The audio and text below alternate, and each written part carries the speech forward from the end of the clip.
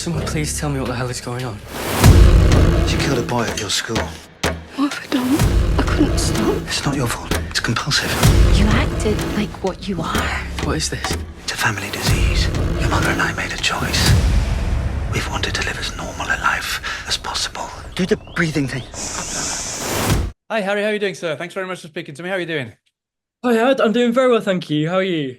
I'm very well, thank you. Congratulations, the movie's fantastic. I watched it again yesterday, and it's I love it. Oh, It's just again? it's a fantastic Oh, mix.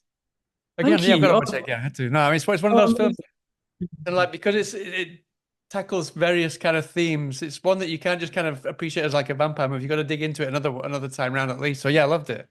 So I mean, amazing. first of all, before talking about the kind of the surprise that you get in the film, Rowan's character, I just wanted to briefly tell me how you got quite a surprise while you were at school. No, I think you got a sudden Yes. call out of the blue. Well, not out of the blue. I mean, I imagine you kind of quietly hoping that you get the role. No, but can you just tell me kind of how you found out in the middle of a class? I think no. Yeah, I did. I was actually I was doing an English literature A-level class. And I think we were doing my my amazing teacher was doing that. He was talking to us, I think about Dracula actually, ironically. Right. And yeah, my phone started buzzing and I saw it as my agent. I was like, oh, I was like, sorry, is it okay if I just sort of step outside? He was like, yeah, sure, of course, it's fine. And so I picked up the phone and my agent told me that I'd got an offer for this, and I was like, I saw, I was jumping up and down, going, yes! And it's it's the middle of a school day, classrooms all around. My head of year walked past me, sort of went, like, yes, I'm fine. Yeah, got some very funny looks, but it was so worth it. I was just over the moon. As soon as I heard the Radleys an offer, I think all other words just became fuzz. I was, I mean, yeah, I mean, because for you, this is like the biggest thing you've got so far in terms of on screen, no? Because I mean, I know you've done theatre and things like that before, no? So this is kind of a big thing for you, no? So kind of like, It what is. what are your hopes and fears about this film releasing? I'm sure you're hugely excited, but what are you kind of not just your hopes, but also your fears about your first kind of major feature film coming out? Yeah, I think I mean it's enormously exciting. I think I know that The Radleys is it's an incredibly special film. Incredibly special. And I think that we felt that working on set and I felt that, getting to see everyone again for, we premiered at the Edinburgh Film Festival and I really, Right. really felt that buzz in the room and just that joy of sort of watching it and knowing that everyone's worked together to make such a fantastic final product.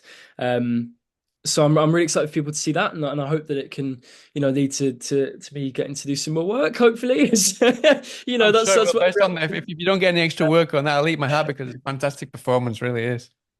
Thank you. But I think and then fears. I guess it's just that thing of will people like it? Will people really trust Rowan's journey and.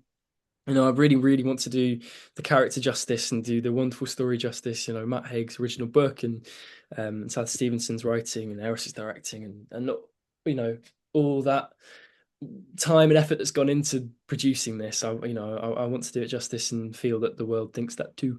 Yeah, just that fear of people not liking it, I guess. But then, everyone, I can imagine, every actor has It's that a with world everyone. where some people are going to love it and some are going to not like it. It's just, yeah, that's Exactly. the world. And that's Yeah, and obviously everyone's entitled to their opinion, and I know for myself that I've got that confidence in the film. So sure. I yeah. mean, one thing you mentioned there is kind of doing justice to the original source material. Now, I know that you got to speak to Matt a little bit about the kind of the material and kind of pick his brains. That must have been really exciting.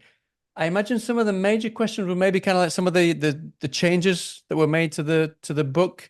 Maybe you were Yeah. not just concerned about getting it right and seeing what Matt thought about it, but also kind of concerned about what you thought Matt's readers might think about these changes as well. Also, no?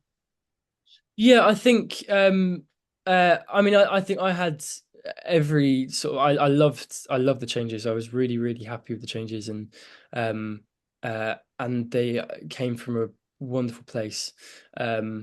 And I think speaking to Matt about it, he was too. He really kind of one of the things he said was that, if he was to write it again, he'd probably do the same thing.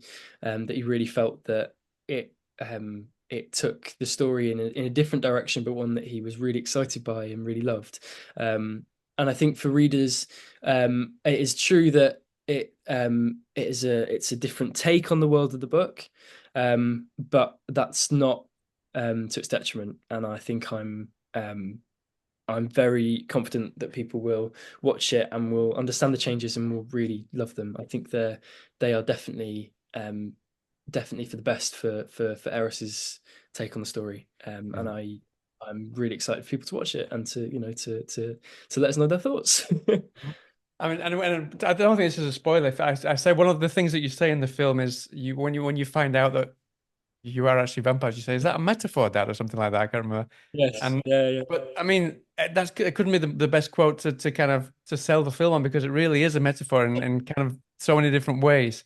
So, what was more difficult for you to approach? Was it kind of to approach the vampire lore, but kind of juxtaposing it with all these different metaphors, or was it just kind of to try and approach the film as like a more of a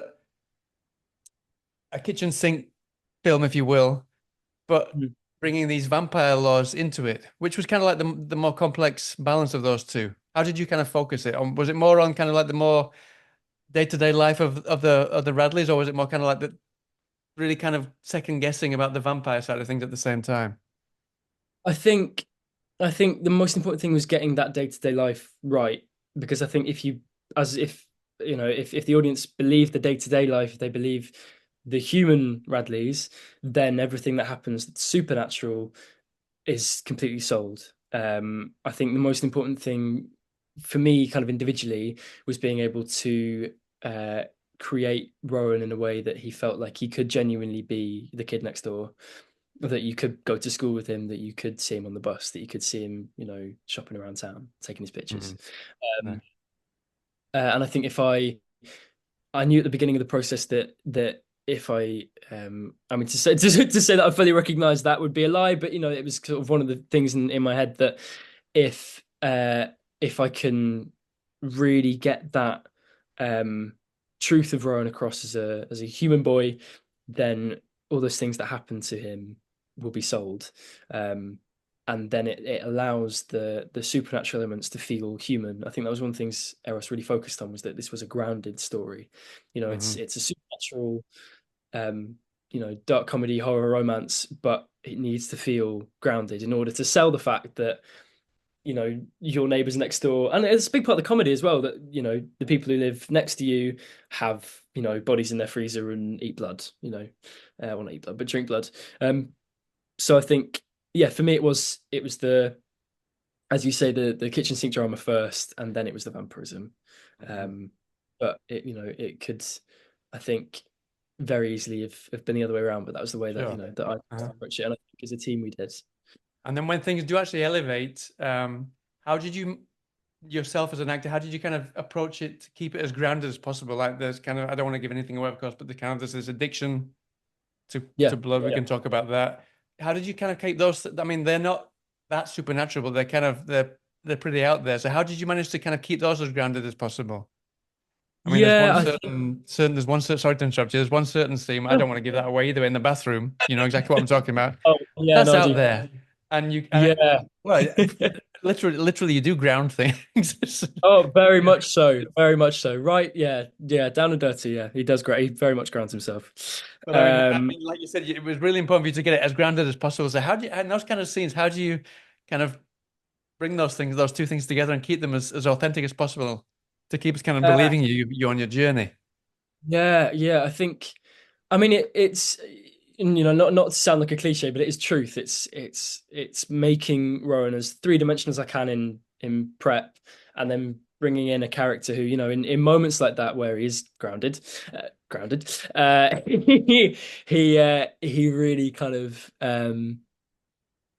you are able to believe and really, feel for him. He's at the lowest of the low. This is, he's a 16-year-old struggling with a horrific addiction, you know. And I think trying to sell that story, which sort of, somewhat is masked by the vampirism, was really important to me.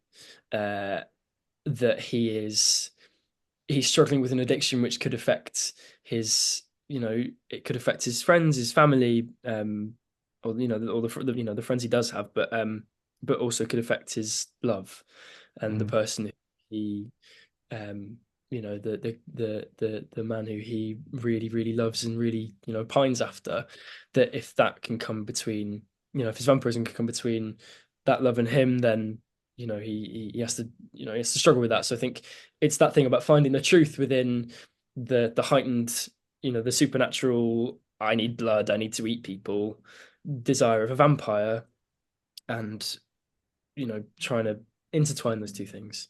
But like you say, trying to keep it grounded throughout, and that was my approach, is just focus on the truth of Rowan and his struggle with who he is, and how it affects his relationships.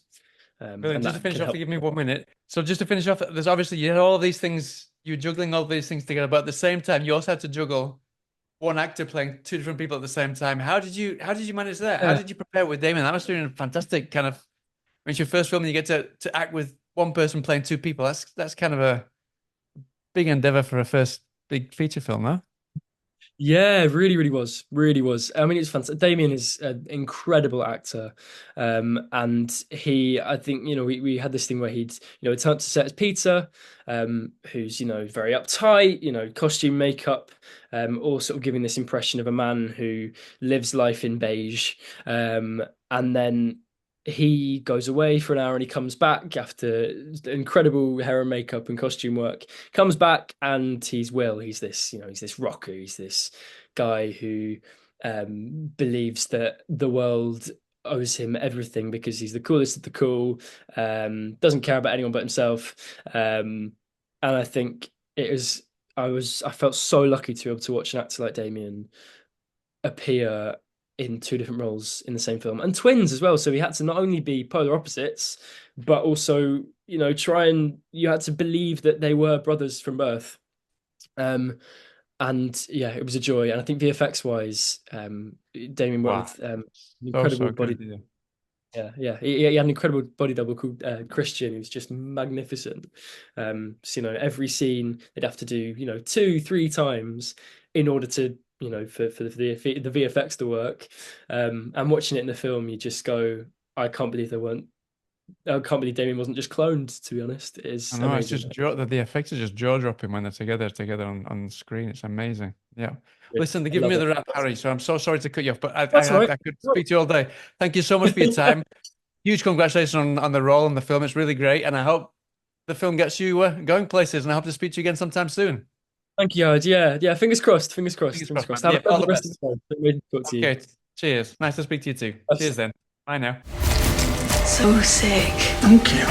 The world's a feast of pleasures, ready for anyone who dares help themselves first.